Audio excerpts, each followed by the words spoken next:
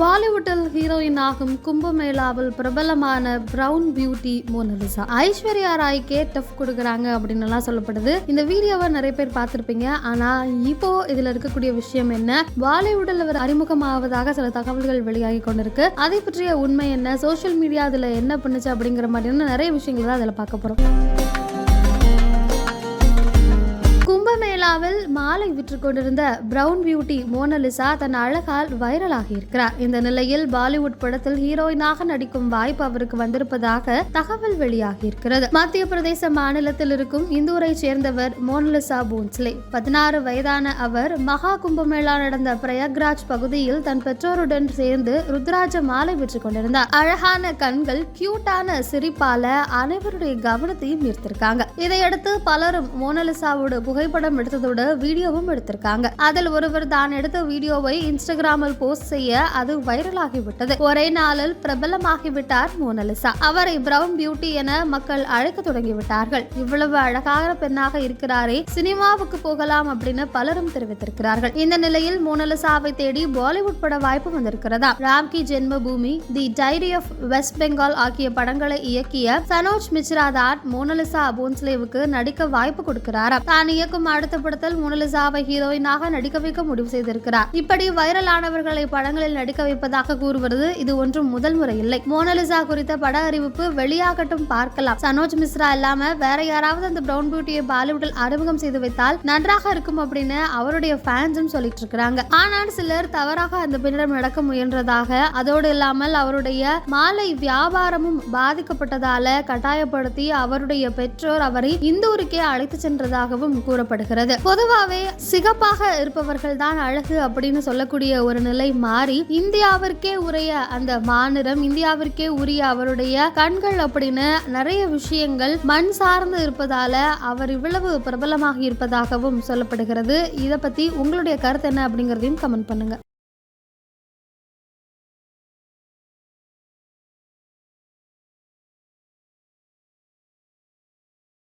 ₹20 இனிமே 4 மாசம் வரைக்கும் வேலிடிட்டி இருக்கும். அந்த வகையில பல்வேறு விதிமுறைகளை இப்போ ஏர்டெல், ஜியோ, அதுக்கப்புறம் வோடஃபோன் மட்டும் இல்லாம பிஎஸ்என்எலுக்கும் நிறைய விஷயங்களை ரெஸ்ட்ரிக்ட் பண்ணியிருக்கிறாங்க. சில புதிய பிளான்ஸும் வழங்கப்பட்டிருக்கு. டிராய், அதாவது இவங்களை எல்லாரையும் ஒழுங்குபடுத்தி நிர்வகிக்கக்கூடிய நிறுவனமான டிராய் சில அறிவிப்புகளை வெளியிட்டிருக்காங்க. அதன்படி இப்ப சில புது அப்டேட்ஸ் வந்திருக்கு.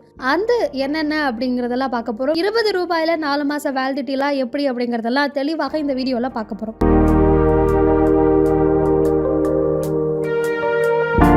நம்மள நிறைய பேர் டூயல் சிம் வச்சிருப்போம். அதாவது நம்ம பர்சனல் யூஸ்க்கு ஒன்று அல்லது ஆஃபீஸ் யூஸ் அப்படின்னு 2 சிம் வச்சிருப்போம். இல்லை 2யுமே யூஸ் பண்றதா இருப்போம். ஆனா அதுல 2 சிம்மையும் ஒரே மாதிரியாக அதிகமாக பயன்படுத்துவோமா அப்படின்னா கிடையாது. கண்டிப்பா ஏதாவது ஒரு சிம்மை கொஞ்சம் கம்மியா தான் பயன்படுத்திட்டு இருப்போம். அந்த சிம்ல ஒன்னு கால் மட்டும் இருக்கும், இல்ல நெட் மட்டும் போட்டிருப்போம். ஆனா தேவையே இல்லாம 2ம் சேர்த்து நம்ம அதுல நெட்டை யூஸ் பண்ண மாட்டோம். ஆனா அந்த பேக்கும் நம்ம போடுற மாதிரியான சிச்சுவேஷன்ஸ் எல்லாம் இருக்கும். சில சமயம் அதை நம்ம யூஸ் பண்ணாம வச்சிருந்தோம் அப்படின்னா சில நாட்களுக்கு பிறகு, குறிப்பிட்ட 90 நாட்களுக்குள்ள அதோட வேலிடிட்டி முடிஞ்சிடும். அதுக்குள்ள அந்த நம்பர், அதாவது நம்ம 90 நாட்களுக்கு மேல ஒரு சிம்மை எந்த வேலையும் செய்யாம, அதாவது இன்கமிங், அவுட் கோயிங் எதுவுமே இந்த சிம்ல இல்லாம இருந்தது அப்படின்னா அந்த சிம்மை பிளாக் பண்ணிடுவாங்க. அந்த சிம்மை, அந்த நம்பரை வேற யாருக்காவது அந்த நிறுவனம் அலாட் பண்றதுக்கான வாய்ப்புகள் இருக்கு. அப்போ அதற்காகவே நம்ம 3 மாசம் முடிஞ்சாலும் அந்த போனை நம்ம யூஸ் பண்ணல அப்படின்னாலும் அந்த சிம் நமக்கு வேணும் அப்படின்னா அதுக்காக நம்ம மறுபடியும் ரீசார்ஜ் பண்ற மாதிரி இருக்கும். ஸோ இந்த ஒரு இடத்துல தான் இப்ப சில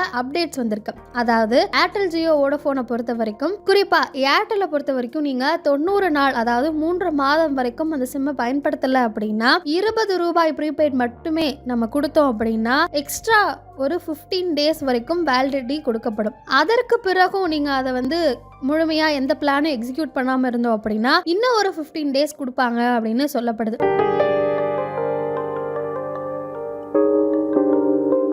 ₹20 ப்ரீபெய்ட் மட்டும் நம்ம செலுத்தணும் அப்படின்னா அடுத்த 30 நாட்களுக்கு நமக்கு எந்த பிரச்சனையும் இல்லாம அந்த போன் ஆக்டிவேட்ல இருக்கும். அதுக்கப்புறமும் நம்ம எந்த பிளானையும் எக்ஸிக்யூட் பண்ணாம இருந்தோம் அப்படின்னா ஒரு 15 days அவங்க கால அவகாசம், டைம் பீரியட் கொடுக்குறாங்க. அந்த 15 daysல நம்ம கஸ்டமர் கேருக்கு போன் பண்ணி நம்மளுடைய அந்த சிம்மை மறுபடியும் ஆக்டிவேட் பண்ணி வாங்கிக்கலாம்.